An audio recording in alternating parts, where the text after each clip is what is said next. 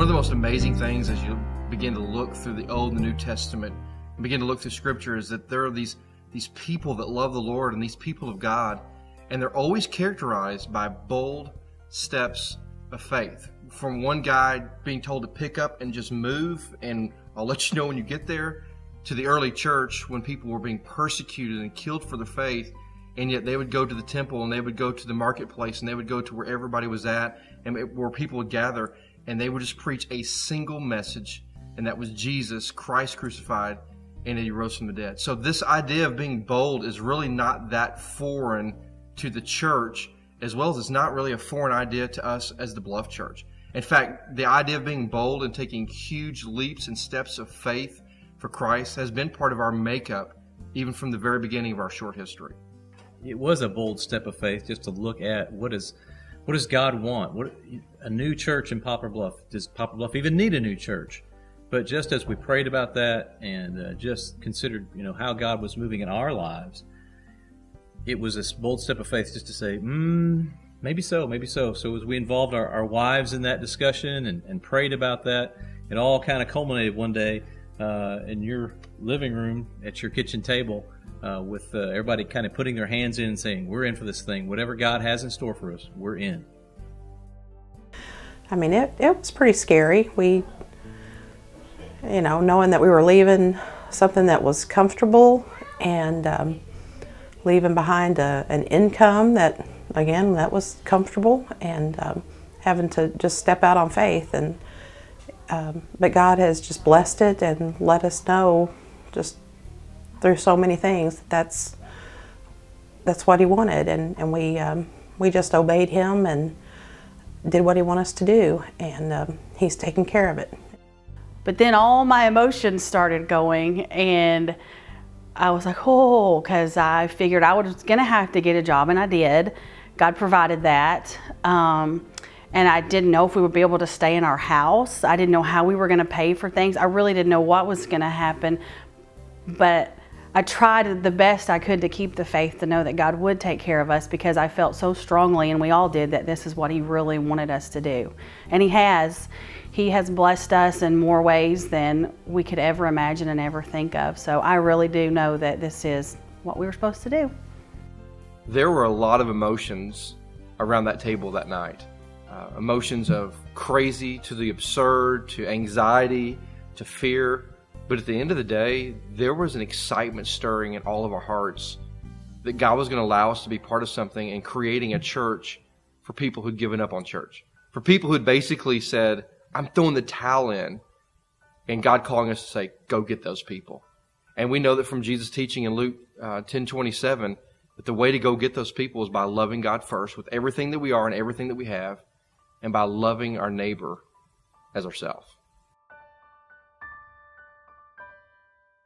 And so we gathered 21 people together in a living room and just shared the vision that God had laid on our hearts to start this kind of church. And after they kind of got over the initial shock of it, we left them with this question after that first meeting. We said, go home, pray about that, and in 2 weeks, come back. We're going to get back together, and if you want to be a part of this, show up for that meeting.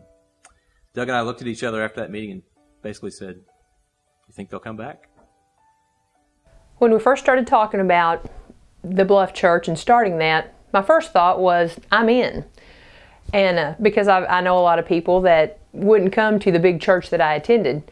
So I was really excited about it. But then when I really thought about it, I thought, oh my gosh, I'm going to have to leave my home church, the church where I grew up, where my parents went, the church that nurtured me, that was all I ever knew. And so I thought, I don't know what I'm doing. I'm going out into the unknown, and I feel like God's calling me to do this, but I'm scared. And I'm just really excited about this Bluff Church and the people that I've gotten to meet since I've come here, because otherwise, if I wouldn't have taken that leap of faith, I wouldn't have had the experiences that I've had with the people around here and with God. He is just amazing. Keith and I prayed about being part of a new church. We knew there could be consequences to my employment, my family, and leaving a church we'd been part of for a long time. But we knew God was leading us to take this step regardless of consequences. Since that time, God has blessed me with a new job where I've had the opportunity to meet a lot of new people that I wouldn't have met if Keith and I hadn't followed God's direction. Looking back, people thought we were crazy, but God moves through crazy steps of faith. When we started talking about the Bluff, I knew that that's where I wanted to be, that's where God wanted me to be, and I would get more involved, which is exactly what God wanted me to do, even if it meant stepping out of my comfort zone and not just sitting in the pew and absorbing what was being said, but really getting in there and working and trying to share Jesus with everybody. One thing I love about our journey so far has been that every time we've asked people to take bold steps of faith, and they have, we've turned right around shortly after that and said, we want you to take another step of faith. In our original core group, and that fear of will they come back and will they get on board? Well, they did. All of them came back and were on board. And in our second, I think it was our second meeting after they all finally came back, we said, okay, now we want you to take another bold step, another bold leap of faith here. Because if we're really going to do this thing, and we're going to do it right, we believe to get the things that we need in place to make it happen, it's going to take $20,000 to do that. And to put that in perspective, there were 21, 23 people in the room, but that represents really 11 family units. Yeah. So when you say $20,000, that's a lot of money. And we're sitting down there, and I'm thinking, okay, we're going to talk. It's going to take a couple grand to get this off of the ground. And all of a sudden, they have these statistics. They have all these things labeled out, and not that Doug and Dave are anal retentive, but they had it all itemized, real detailed. And all of a sudden, that figure was 10 times that amount, 20,000 plus. And then I finally thought came, okay, well, we're starting something new and fresh. It's going to be wonderful. So in my mind, after breaking all this down and thinking this ain't going to work, it's got to work because we're already here and we got to make it happen. And then realize God's going to make it happen. And I said that in my mind, but I didn't have that emotionally until I leave the next day or two, find out that, you know, I think within a week or 2 or 3, I don't know what it was, there was 35 grand already in an account. That's how God works. Men make plans, God just makes it happen. $20,000 looked like a lot, but at the end of the day, when all had been given, there was over $32,000 that came in, which just blew us all away. At the faithfulness of God, the faithfulness of His people, and the willingness of the folks that were part of that core group of this church to step out, to take a big step of faith, and to give towards the vision and the mission of what they had seen and what they felt that God was leading us to do. We knew that we wanted to take the month of August in 2010 and just have some informational meetings and challenge our core group to go out and to go after their friends that had given up on church and say, hey, you need to come check this thing out. And so the whole month of August, we had informational meetings, and we were blessed. God opened so many doors for us. We were blessed to be able to go guest house in and meet in their conference room that's in the basement, and people just began to come. And probably the greatest thing about being at the guest house, that first temporary home for us for 4 weeks, was that it really was an affirmation to Dave and I that God really had called us to start a church for people who had given up on church. Because the first week in August, there was a great deal of anxiety in our hearts of, okay, core group, go get those people. And yet Dave and I had the same conversation we had way back in June of, what if they don't come? What if they just don't show up? But they did. When we heard about the Bluff Church starting up, we thought that God was telling us that we needed to check it out. And we thought, well, what could it hurt? We would go try it, and if it didn't suit us, then we could always go back. But we decided after we were there and everybody made us feel so at home that this really was the place for us. And it's been a blessing to us ever since. It's really helped us in our walk and helped us in our marriage, and we really enjoy it. One of the things that really attracted me was when I got there to see the excitement of what people had in their heart and the willingness for them to just come up and greet you and made you really feel welcome. That was just something we hadn't experienced in a long time. And that was one of the main draws that we had for coming to the church. We needed to feel a connection with people. And as soon as we walked in, of course, people greeted us, and we knew most of them anyway, but we just felt like we're home. So it's what we felt like. We felt like we're with a group of people that care about each other, and that's where we wanted to be. And that very first meeting, the number that showed up was double what our core group number was. And it's really began to affirm in us that, yes, God is in this thing, and that God was heading us down the right path, because there are a whole bunch of people. And I guess I really didn't realize how many people that live in this community that had really given up on church. One particular Monday morning, I remember we had driven towards the north side of town, and as we were driving by the Holiday Inn, Doug made the remark, "I wonder about the Holiday Inn." Me, being the person of less faith, said, "No, that's too expensive. We can't do that." So we kept driving, and we turned around north of town, came back, and as we were driving by the Holiday Inn the second time, he said, "Well, I'm driving, so we're going to pull in here." So we pulled in, and as we walked in the front doors of the Holiday Inn, we were met by a wonderful lady named Carol. And we asked her if we could see the ballroom. As soon as we mentioned the idea of a church being planted there at the Holiday Inn, you could see a light switch go on in her eyes. And you could just tell there was something different when she knew that's what we were talking about. Long story short, we came to find out that Carol, on the Sunday before that Monday morning, had prayed and asked God to give her an opportunity to use her job there at the Holiday Inn to help a church, to help out a ministry. And lo and behold, we walk in on Monday morning. September the 12th, 2010 was the big day. It was launch day. And I think probably for me, like every other time, from the time we met with the core group for the first time and said, "Will you come back?" to the time we told our core group, "Hey, go get those that you feel like have given up on church and come to an informational meeting," to the launch day, there was still that thing in me going, "What if they don't come?"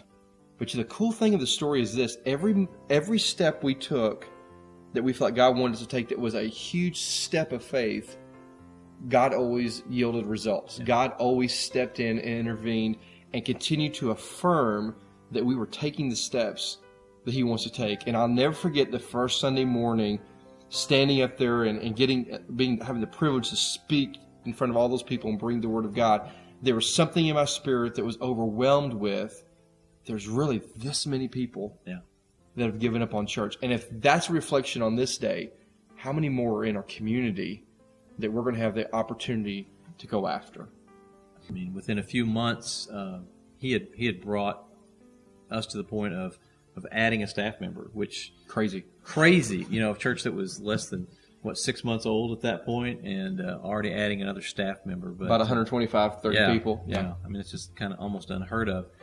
But God brought Jason and Courtney to our attention, and we got to meet with them and talk with them, and God just worked in really a miraculous way to bring them on to be a part of our staff. And so they joined us, you know, early in 2011, and have just been a huge part of that. And then we just continue to see God take us on another step and another step and another step of faith through all kinds of things. Everything from the first trunk or treat we did back in October of 2010. We went in expecting maybe, 500-600 people to show up at the most. Hopefully. And 3,000 people showed up. It was just amazing. And He just continued to take us on those steps of faith, launching our community groups, because we believe that people need to be doing life together in those community groups. That was a huge step of faith for us in seeing that. And what He's done with our student ministry, how that's continued to grow, starting Bluff Kids last fall, and just how that has just been another step, to giving something for parents and for children to be a part of that. And then just recently bring on another set of staff people with Bill and Kayla coming in to help us with student ministry and with parents and with children ministry. It's been amazing how God just continues to take us from one step to the next step to the next step.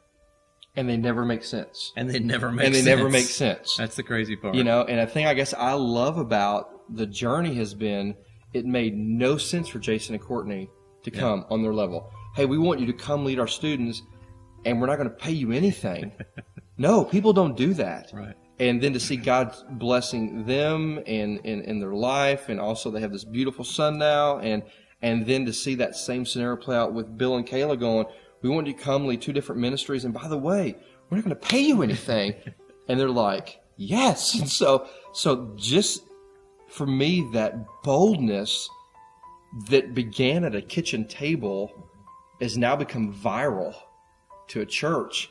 And we always want to be that church that's taking huge leaps and saying, God, we trust you, we believe you, and whatever it takes, whatever the cost is, and whatever you ask of us, we're in. We're going to do it. We're going to do it. We're in. Awesome. The first thing I noticed when I came to the Bluff was how really friendly people were. I've been to so many churches where no one spoke to me the whole time. And I had several people come up and ask my name and seem really interested. And every week I've just been challenged to really think about how my faith affects my life and to live it at work and at home and everywhere, and not just on Sundays. And I think that's something everybody needs, is a family to help you out. I guess what began was our son Jake playing football, and he became affiliated with Doug. Doug was dedicating his time as a spiritual leader to the team on game nights. Doug really drew Jake in with his teachings, spoke to us about it. Sherry and Doug came together, and we just decided to come visit, and we've been here ever since. Since October of 2010. This is truly a family-oriented, genuine church, and we love coming. So we decided to give the Bluff a try when a good friend, Mia Cooper, kept kind of urging us to come, and then my son Matthew also wanted to give the Bluff a shot. I had been seeing it all over town and just kind of thought we'd give it a try, see what we thought, and came for the first time in August, and we've been here ever since. And I think what kind of pulled us in was just it's such a warm environment. Just coming in from day one, we just kind of felt like we were more of a part of it and not just attending. You know, we were actually a part of a church family, and I think that's a big part of the Bluff Church, is that it is like a big family. We just feel like we're a part of something bigger than what we've ever done in our spiritual life before.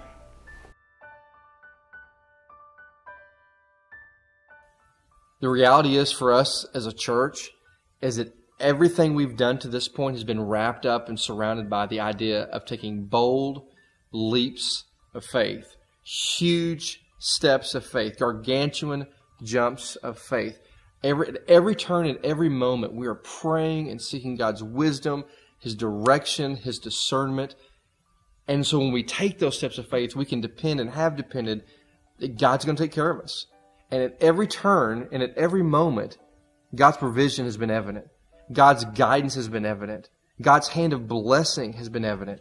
And one of those ways God's blessed us is with numbers.